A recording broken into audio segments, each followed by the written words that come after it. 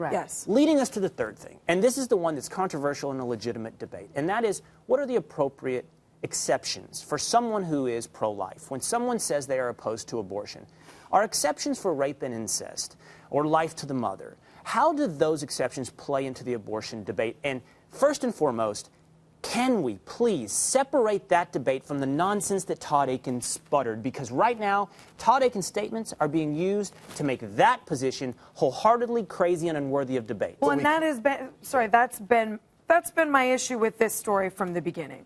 One, he's a problem because the abortion and right to life issue is so important, and this guy is completely muddying it up. And two, my issue with his comments have nothing to do with abortion. I don't mind his disdain for abortion. I share it. Right. I mind him being an idiot. I mind him using junk science to inform platform and policy decisions he is suggesting he would make. And how shockingly incurious this gentleman seems to be. That's what I mind. So the abortion issue is completely separate. Right. And that has been the most offensive part of this, that the media has decided this is about abortion and this is about all Republicans. Right. I was going to say, what we see, though, over and over with the media, and I think that this case with Mr. Akin is similar, is the media and then the Democratic parties attempt to create guilt by association. Right. So we saw this when some radio show host had a Christmas jingle about Barack Obama. Every single Republican politician had to weigh in on it and had to denounce him and had to distance themselves from him.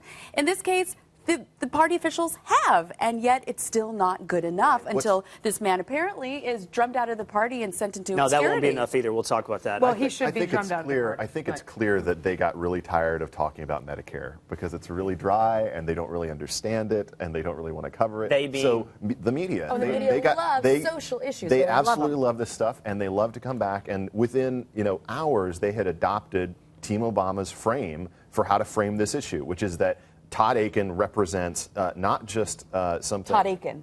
Yeah, not just Todd Akin, but that his making those comments have changed fundamentally the way that we perceive Paul Ryan, the way that we perceive Mitt Romney. So we have Mitt to Romney is completely moderate on this issue. He's been on both sides of this issue. If anything, the next pro-life justice that he appoints will be the first pro-life. But Ben, the tie is Paul Ryan, right? This is the debate. This is the narrative that's being forwarded, and we have to discuss this aspect of this story, because the implication is that, say, Paul Ryan, his stance on abortion is somehow tied to Todd Akin's, not stance, but statement regarding rape.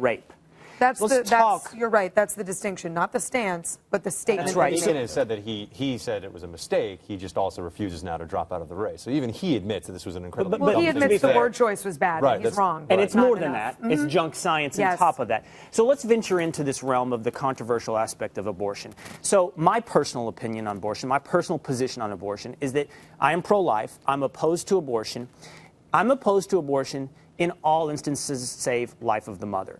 That my position is that life begins at conception. I arrive at this position not from a religious orientation, but from a logical one. I don't see how you can distinguish essentially a 1-minute-old child from an 8-month pregnant woman with child, and then on down the line. Conception is the only bright line in the process. But I am therefore in the minority. If you believe life begins at conception, it's only logical that that life, no matter how it's conceived, should be protected. Liberty is the first thing we protect. When we talk about life, liberty, life, is the first thing we protect. But let me put up a poll to show you where Americans stand on pro-life versus pro-choice today, first of all. The country is moving to be more pro-life.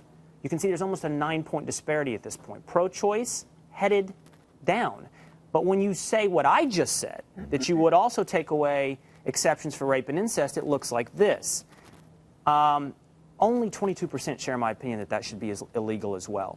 So what we have seen, blatantly, by the way, from people like Jennifer Granholm, was to tie what is, yes, a controversial policy opinion to what is a crazy statement from a man in Missouri. Well, I think partly, too, why his statement was so explosive and so offensive to so many people is, at least for pro-choicers, pro-lifers are supposed to be Neanderthals. I don't agree with that, but that's how they're stereotyped.